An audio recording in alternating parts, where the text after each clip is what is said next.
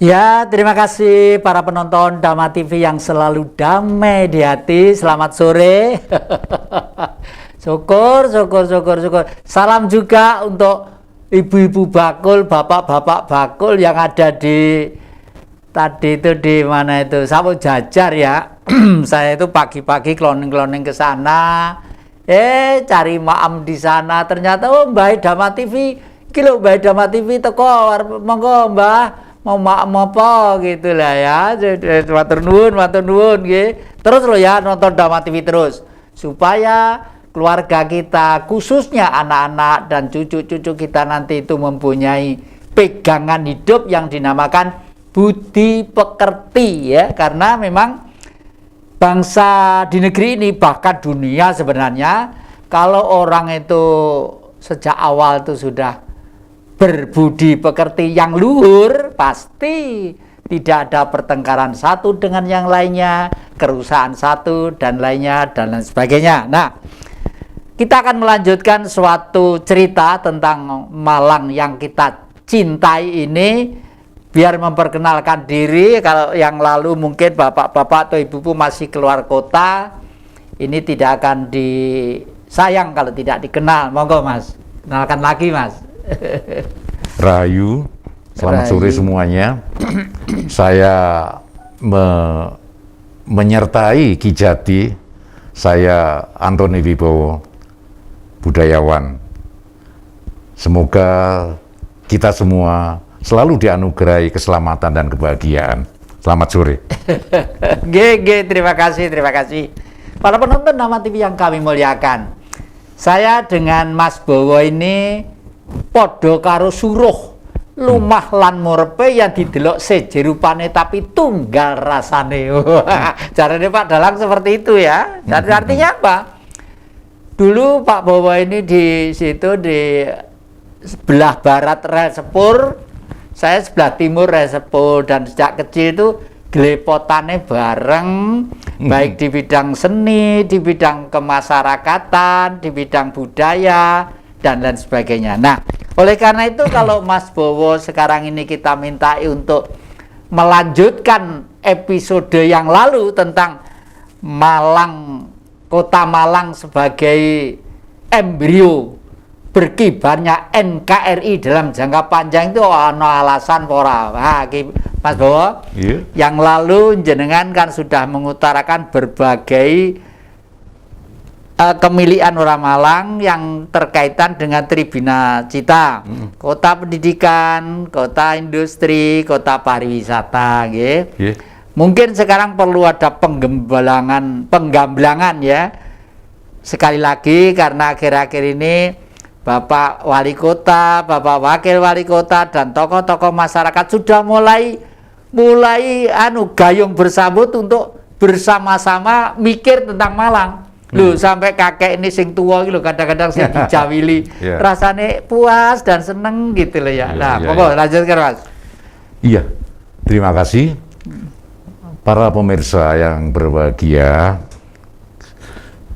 Tidak ada sebulan lagi kita memang akan mengayu bagio ulang tahunnya Kota Malang ke yang ke-107.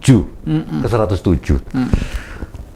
Saya kira kita kembali menyegarkan ulang tentang makna dan tujuan dari sesanti yang pernah kita sepakati bersama. Malang memiliki Tribina Cita kan Pak ya. Yang semuanya ketiganya berkaitan. Yang pertama, Malang sebagai kota pendidikan. Kita yang lalu sudah mencoba membuka sedikit pendidikan dalam artian tidak hanya banyak bangunan sekolah, tapi di mana masyarakat sadar jiwa kesadarannya terdidik ya, terdidik dalam ukuran kita itu bisa menerima segala perbedaan, segala yang tidak sama dengan kita, diwujudkan, dimulai tempo hari saya singgung sedikit tentang sosiologi. Malang kota militer, itu tempatnya banyak anggota militer dari berbagai suku di Indonesia. Jadi sebetulnya masyarakat Malang ini punya karakter egaliter ya, terbuka, tidak mudah tidak mudah menyombongkan asal kesukuannya, agamanya dan sebagainya. Kita sebagai nawak iwit begitu ya, kan gitu. Nah, kota pendidikan dengan manusia yang terdidik kesadarannya, maka kodrat manusia, yakni manusia itu makhluk yang memiliki kebebasan, tapi sekaligus memiliki akal budi, itu bisa menempatkan diri untuk kebahagiaan semuanya. Nah, kebahagiaan tentunya tidak hanya pikiran ya. Kebahagiaan harus konkret. Maka Malang juga mengedepankan satu langkah konkret. Bahagia itu ya lahir ya batin. Lek batine bahagia tapi lahirnya kesurang-surang ya longsoran itu ya. Makanya Malang kota industri. Industri adalah satu sistem kita mengelola kehidupan ini dengan satu rencana yang bisa dievaluasi, yang mempunyai periode-periode untuk digagas ulang, disempurnakan ulang. Jadi semua produk-produk, baik produk benda maupun tak benda, itu sebisa-bisanya itu menunjukkan bahwa kita itu manusia yang mempunyai kesadaran membangun tidak hanya jiwanya tapi juga badannya. Nah, kalau makanan batin sudah, yaitu jiwa yang terdidik itu, kemudian makanan jasmani juga terpenuhi, ya menurut masing-masing, takaran masing-masing, tapi semuanya itu menuju selamat, maka Malang diharapkan menjadi kota pariwisata. Kota pariwisata bukan piknik ya, tapi tujuan dari setiap orang yang datang ke Malang itu bisa merasakan seneng, tentrem, nyaman, aman, tidak takut, tidak curiga dan sebagainya. Inilah ketiga hal ini, jiwa yang terdidik, kemudian kemampuan mengelola kewajiban mengembangkan ekonomi dan sebagainya. Kemudian juga sadar kita itu bisa menjadi tempat tujuan untuk jiwa-jiwa yang datang ke sini. Maka inilah sebetulnya secara ringkas disebut mugo-mugo tiga pilar ini mengantarkan kita menjadi kota budaya, kota kebudayaan. Nah, sampai di sini saya nyambung tempo hari Pak Uli. Ada yang mengatakan salah satu syarat kota kebudayaan itu selain ketiga hal ini tadi harus ada juga infrastruktur kan itu ya. Misalnya saja ada gedung yang menampung kegiatan-kegiatan baik benda maupun tak benda ya.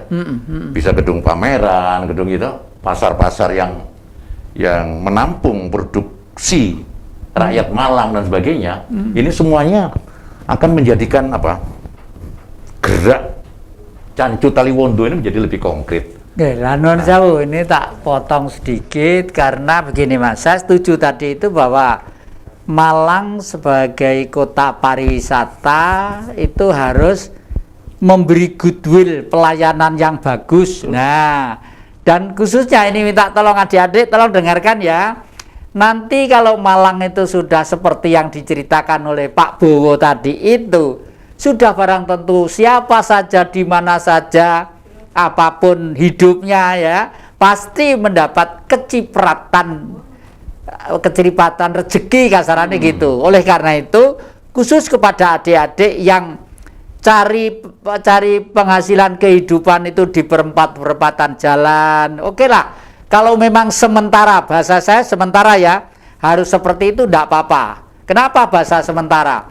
Nanti secara politis di Indonesia itu sudah tidak akan boleh rakyat sampai kelimpungan mencari makan di jalan-jalan secara liar. Maaf bahasa saya secara liar, karena hidup ini semua sudah diatur oleh organisasi yang namanya pemerintah. Dalam kurung secara politik adalah tanggungan negara, termasuk sekolah ya. Jadi kalau adik-adik di perempatan jalan sudah pakaiannya ndak kena, pakaiannya ndak kena, orang mau datang tuh sudah hatinya sudah curiga. Mau parkir ini nanti kalau keliru, mau ini kalau keliru, paling tidak seperti itu. Coba kalau kita masuk ke daerah-daerah pariwisata yang sudah mapan, seperti daerah istimewa Yogyakarta, seperti daerah-daerah yang lain itu ya, sudah mulai tertata, begitu masuk itu udah hati itu grem masuk dalam satu daerah yang memang betul-betul istimewa ya. Yang dimana-makan istimewa itu adalah berangkat dari karakter budayanya tadi itu. Nggih. Nah, Ki Bowo, ini saya bertanya pada jenengan, kira-kira sektor-sektor yang mendesak untuk Kota Malang ini supaya apa yang panjenengan ceritakan dulu itu segera terwujud, itu kira-kira apa? Para penonton yang kami muliakan, jangan kemana-mana, masih di depan Jejak Ki Jati.